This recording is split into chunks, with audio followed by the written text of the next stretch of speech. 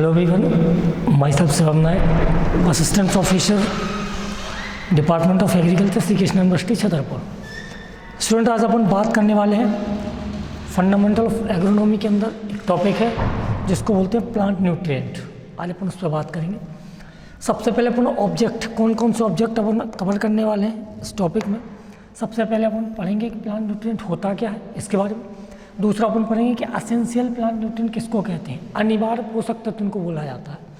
अगला अपन पढ़ेंगे classification of essential plant nutrient, इनका क्लासिफिकेशन कैसा है।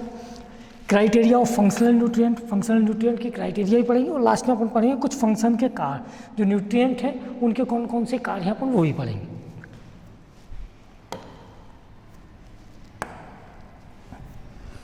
पहला है plant nutrient. Plant nutrient are the chemical element that are essential to the nourishment of plant health. Plant nutrient fall into the three category.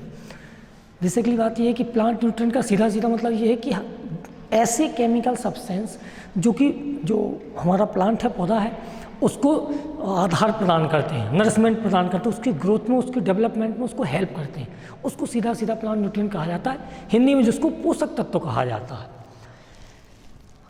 जैसे example के लिए carbon, hydrogen, oxygen, nitrogen, phosphorus, ये सारी की सारी जितने भी तत्व हैं, जितने भी न्यूट्रिएंट्स हैं या पोषक तत्व हैं, कुछ पौधों को मिट्टी द्वारा मिल जाते हैं और कुछ पोषक तत्व जैसे CO2 हुआ, O2 हुआ, ये हमें वातावरण द्वारा मिल जाता है।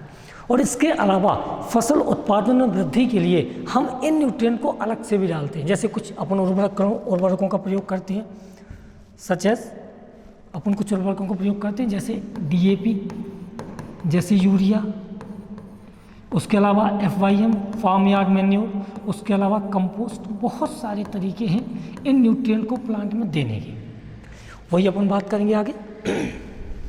एसेंशियल प्लांट न्यूट्रिएंट, प्लांट के अंदर 50 से 60 न्यूट्रिएंट तक होते हैं जो प्लांट की ज़रूरत के हिसाब से उसमें रहते हैं। बहुत सारे होते हैं, लेकिन कुछ उनमें से एसेंशियल होते हैं जिनको अपन कहते हैं अनिवार्य पोषक तत्व। हिंदी में उनको बोलते हैं अनिवार्य पोषक तत्व। मतलब ऐसे पोषक तत्व जिनके बिन पौधा अपना जीवन यापन पूरा ना कर पाए, अपना लाइफ साइकिल पूरा ना कर पाए, या जिनकी कमी से फसल उत्पादन में या उत्पादकता में क्या हो जाए, कमी हो जाए। ऐसे न्यूट्रिएंट को बोलते हैं एसेंशियल प्लांट न्यूट्रिएंट। यह क्राइटेरिया ऑफ एसेंशियलिटी ये स्टाउट और आर्नोन, दो साइंटिस्टों ने 1939 के अंदर दी थी।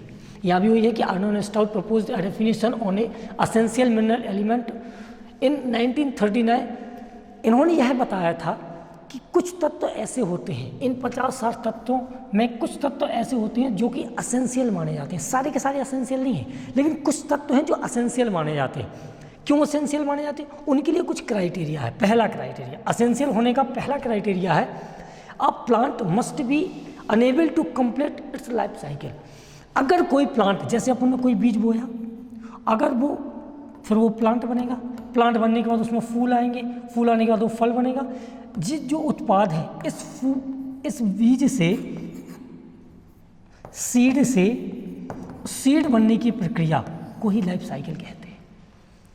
सीड से सीड बनने की प्रक्रिया को ही प्लांट की लाइफ साइकिल कहते हैं। पहले अपन ने सीड डाला, जब अपन सीड डालते हैं तो उसकी वनस्पतिक वृद्धि होती है, वो उसकी वेजिटेटिव ग्रोथ होती है, फिर उसमें फूल फल आते हैं, फिर वो फल मैच्योर हो जाता है, फिर वही बीज बन जाता है। तो फल से फल आने की पूरी प्रक्रिया को लाइफ साइकिल कहते हैं। और एसेंशियल जो प्लांट न्यूट्रिएंट होते हैं, जिनको अपन अनिवार्य पोषक तत्व कह रहे हैं, वह ऐसे तत्व होते हैं कि अगर इनकी कमी हो गई तो प्लांट अपना लाइफ साइकिल कभी भी पूरा नहीं कर सकता। मतलब प्लांट इस बीज से बीज नहीं बना सकता, या बनाएगा तो बहुत कम मात्रा में, मतलब उतना प्रोडक्शन नहीं मिलेगा जितना अपने को चाहिए।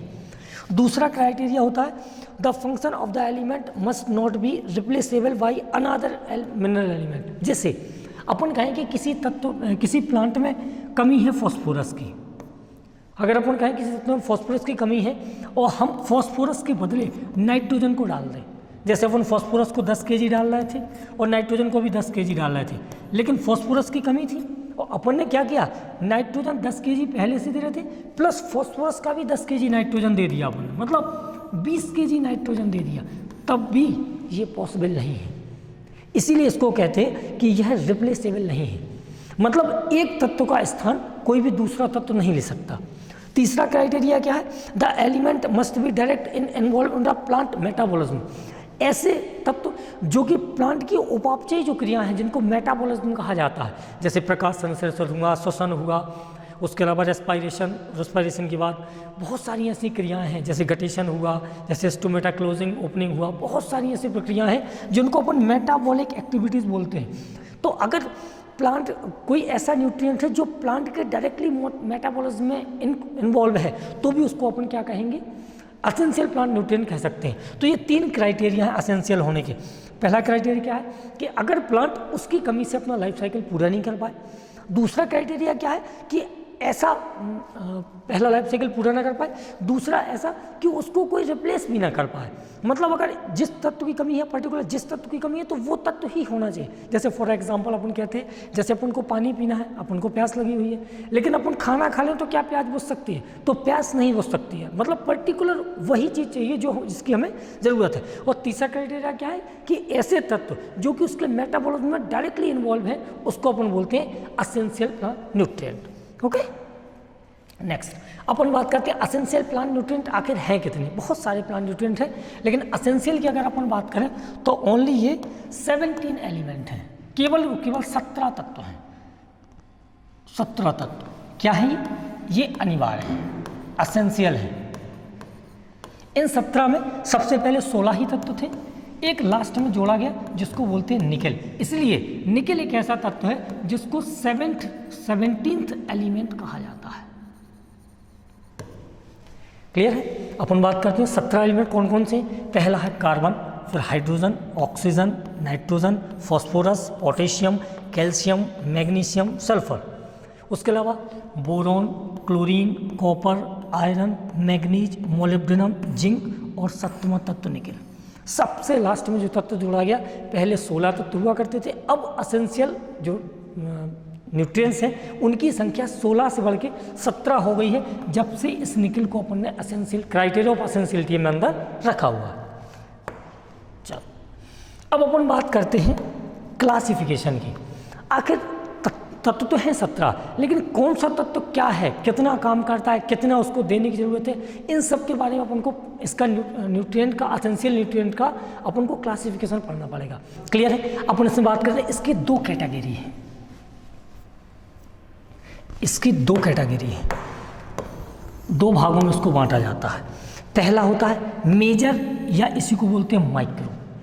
ऐसे तत्व जिनकी ज़रूरत प्लांट को 1 ppm से ज़्यादा हो। 1 ppm से ज़्यादा प्लांट को जिन तत्वों की ज़रूरत होती है उनको मेजर या माइक्रो न्यूट्रिएंट कहा जाता है। और जिनकी नीड 1 ppm से कम होती है उनको अपन माइनर में रखते हैं। जैसे अपन यहाँ देख रहे हैं, उनको अपन माइनर में रखते हैं, लेस देन 1 ppm। 1 ppm से कम की आवश्यकता है उसको माइनर में रखते हैं, और 1 ppm से ज़्यादा की आवश्यकता है तो उसको अपन मोर देन 1 ppm उसको अपन माइक्रो एलिमेंट्स में रखते हैं। माइक्रो एलिमेंट्स 3 प्रकार के होते हैं। पहला होता है स्ट्रक्चरल न्यूट्रिएंट्स या स्ट्रक्चरल एलिमेंट्स। पहला होता है स्ट्रक्चरल न्यूट्रिएंट जो कि प्लांट का 90 से 95% भाग बनाते हैं।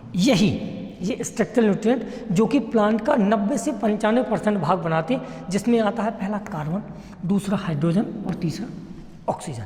उसके बाद दूसरा आता है प्राइमरी प्लांट न्यूट्रिएंट। ऐसे न्यूट्रिएंट जिनकी सबसे ज़्यादा ज़रूरत प्राइमरी की है और दूसरे पे है सेकेंडरी की। इसमें भी 3 कैटेगरी मेजर है, पहला स्ट्रक्चरल, दूसरा प्राइमरी, तीसरा सेकेंडरी।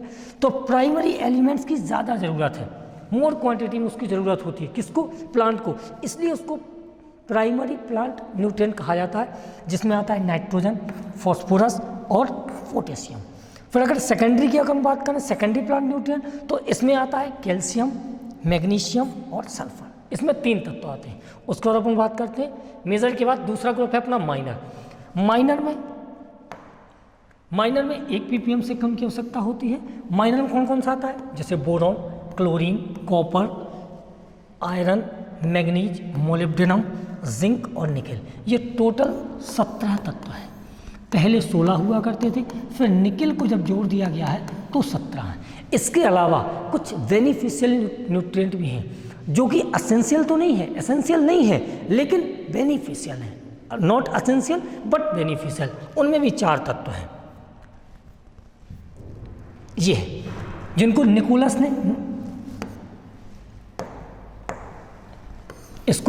ने दिया था 1961 में। निकोलस ने बताया था कि 17 के अलावा 4 ऐसे तत्व और हैं जो क्या है, फंक्शनल न्यूट्रिएंट है, बेनिफिशियल हैं बट असेंशियल नहीं है। मतलब वह 3 क्राइटेरिया जो कि असेंशियल न्यूट्रिएंट्स की है वो इसको फुलफिल नहीं करते हैं। ये केवल 4 न्यूट्रिएंट है जो कि क्या है, बेनिफिशियल है। मतलब अगर अपन इनका प्रयोग करते हैं तो फसलों में कुछ ना कुछ बेनिफिट या अपन को प्रोडक्शन में कुछ ना कुछ लाभ देखने को जरूर मिलेगा। इसमें पहला है सोडियम, दूसरा है सिलिकॉन, तीसरा है वेनेडियम और चौथा है कोबाल्ट। तो टोटल 17 पहले असेंशियल थी, एसेंशियल के बाद 4 और मिल गए और टोटल कितने तत्व हो गए, टोटल 21 तत्व हो गए। अपन इन कुछ तत्वों के फंक्शन यानी कार्य के बारे में भी जानते हैं। जैसे कुछ न्यूट्रिएंट के यहाँ कार्य हैं, जैसे सबसे पहला है नाइट्रोजन। नाइट्रोजन का जो कार्य होता है पौधों में वो सबसे पहला होता है वेजिटेटिव ग्रोथ, यानी उसकी वनस्पतिक वृद्धि करना। क्योंकि प्लांट को जब अपन बोते हैं तो सबसे पहले वो क्या होता है, उसकी वनस्पतिक वृद्धि होती है, वेजिटेटिव फेज उसकी ग्रोथ करती है। दूसरा होता है इसका प्रोटीन सिंथेसिस में भी इसका बहुत बड़ा रोल है और भी बहुत सारे कार्य हैं। उसके अलावा है फॉस्फोरस। फॉस्फोरस को की ऑफ लाइफ कहा जाता है और रूट डेवलपमेंट में भी इसका बहुत बड़ा योगदान है। एक तो फॉस्फोरस को लग्जरी कंजप्शन भी कहा जाता है, इसीलिए उसको की ऑफ लाइफ कहा जाता है, जीवन की कुंजी। और जड़ विकास में इसका बहुत बड़ा योगदान है, क्योंकि जड़ विकास सबसे ज़्यादा किसके द्वारा होता है, फॉस्फोरस के द्वारा। ऐसा तीसरा अपना है पोटेशियम। पोटेशियम क्या करता है कि सीड की क्वालिटी, जो बीज की गुणवत्ता है उसको बढ़ाता है। और स्टोमेटा क्लोजिंग और स्टोमेटा ओपनिंग, मतलब जो रंध्र होते हैं पत्ती के ऊपर, जो रंध्र पाए जाते हैं उनका खुलना और बंद होना दोनों के दोनों कंट्रोल किससे होते हैं, पोटेशियम से। तो अपन देख रहे हैं जो अपन ने 3 क्राइटेरिया पढ़े थे। पहला पढ़ा था कि उनकी लाइफ साइकिल में डायरेक्ट लाइफ साइकिल पूरी नहीं होगी, दूसरा वो किसी से रिप्लेस नहीं हो सकते हैं, और तीसरा डायरेक्टली मेटाबॉलिज्म में वो इन्वॉल्व रहेंगे। तो अपन देख ही रहे हैं कि मेटाबॉलिज्म यहाँ आ गया, स्टोमेटा ओपनिंग क्लोजिंग आ गया। उसके अलावा वेजिटेटिव ग्रोथ, मतलब वो लाइफ साइकिल पूरी कर रहे हैं वेजिटेटिव ग्रोथ के साथ, उसके साथ साथ क्वालिटी ऑफ सीड की भी बात हो रही है। और उसके अगर मेटाबॉलिज्म की बात करें तो उसमें स्टोमेटा क्लोजिंग के साथ साथ प्रोटीन सिंथेसिस भी उसी में आता है। तो ये सब जो अपने फंक्शनल जो असेंशियल न्यूट्रिएंट हैं, जो भी इन 3 क्राइटेरिया को पूरा करेगा उसी को हम असेंशियल प्लांट न्यूट्रिएंट कह सकते हैं, वरना उसके अलावा अपन असेंशियल प्लांट न्यूट्रिएंट्स को नहीं कह सकते। Thank you.